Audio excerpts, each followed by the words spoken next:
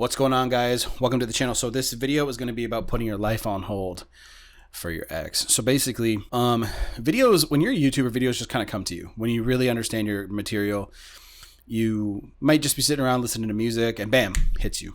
So that's kind of the way this works. Sometimes there was no DM, no email, nothing like that. Plus, I don't really like reading emails. I gotta, you guys don't have time for that shit. You guys want to know what to do in your situations right away, right? Why, right? Why do you want to do that? What most people do after a breakup is they put their lives on hold. They don't focus on the right things. And I say this in my videos all the time, but it's something that I want to bring to light a little bit more. Some really long relationships will end. And looking at it from a really, in a deep analysis, you have become close with their family. You've become close with their friends. You guys have formed your own friends group, right? So by doing that, a part of your life is now gone. So I know why it's really hard for you guys to focus on self-improvement. So before you even go down the road of self-improvement, give yourself, and I can't really tell you to give yourself like 2 weeks or a month, but people come back to you when you least expect it. It's always that way. Is if you don't focus on self-improvement, say your ex does call you, say your ex does come back, say they decide to give you a little bit of their time to see if they have that spark. What about you has changed? What about you has gotten better? Have you taken the time to become self-aware? And have you taken the time to look at yourself, be introspective, to look at your faults? Because it hurts so bad right now because of them breaking up with you.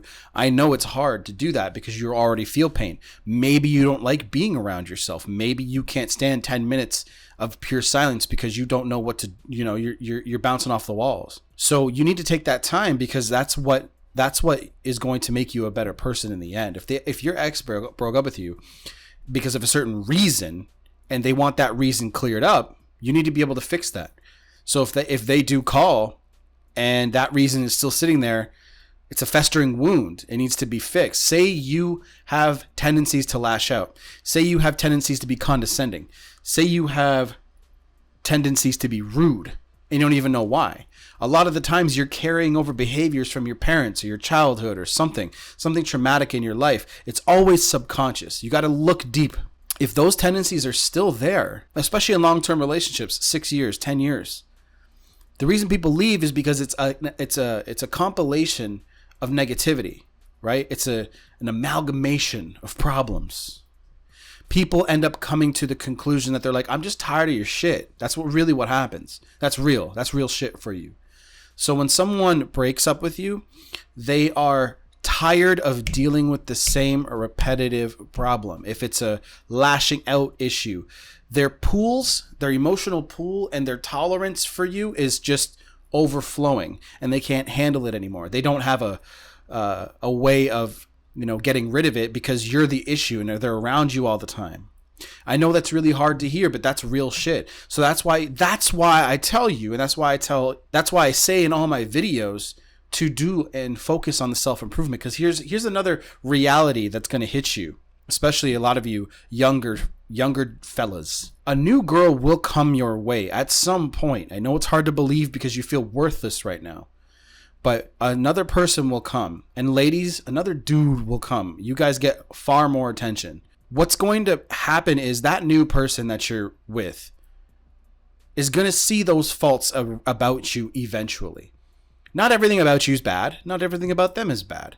However, if that's something that your ex couldn't handle, again, the things I mentioned earlier, the lashing out, condescension, whatever the issues are, some people's thresholds for that kind of stuff are different. Maybe that issue would be a small issue to someone else. Maybe they can handle that.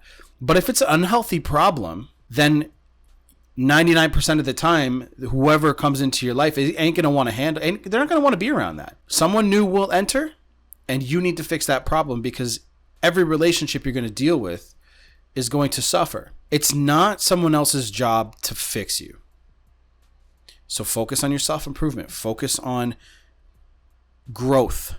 Don't project your fears onto new people. When you're going through a breakup, when you're in a relationship, whatever, be present. Because when you're present in the moment, you're focused on being where you are. And when you're focused on that, you can see, okay, maybe I can do this better. Because here's what people do. They project their fears like crazy. Oh my God, the person broke up with me, so that means everyone else is going to be super attracted to them. I'm going to lose them right away. That's you projecting fear.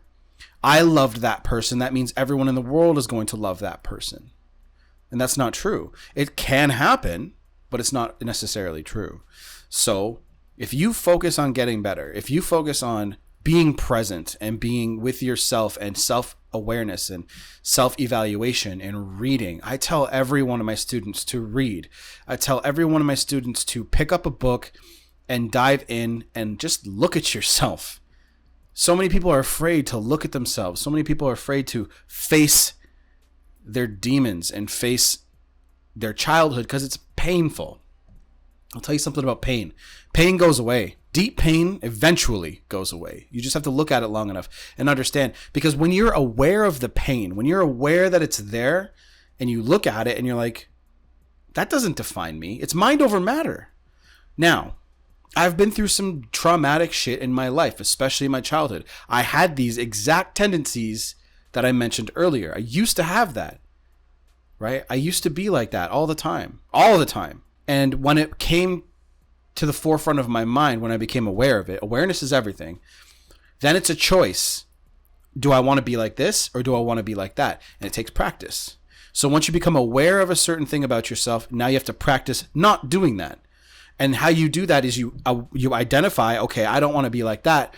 And then in every moment you have to think, okay, this is a moment that I could have been like this, but I'm going to choose to be like this and see what happens. And what you're going to notice is when you start asking people about them and not wanting to talk about yourself and you know, you focus on these interpersonal skills, you're going to realize more people want to be around you, more people like you. And then when you focus on improving yourself and when you focus on loving you, again, becoming aware of all these issues you might have in your life and then identifying them and then not letting those problems define you. Because when you let something like that define who you are, you're letting something external become internal from years ago. And if something really traumatic happened to you that you didn't deserve, again, identify, okay, that happened to me. And I'm going to move on from this. And you have to practice that mindset. And eventually it's not, because again, like I said, I've had things happen to me.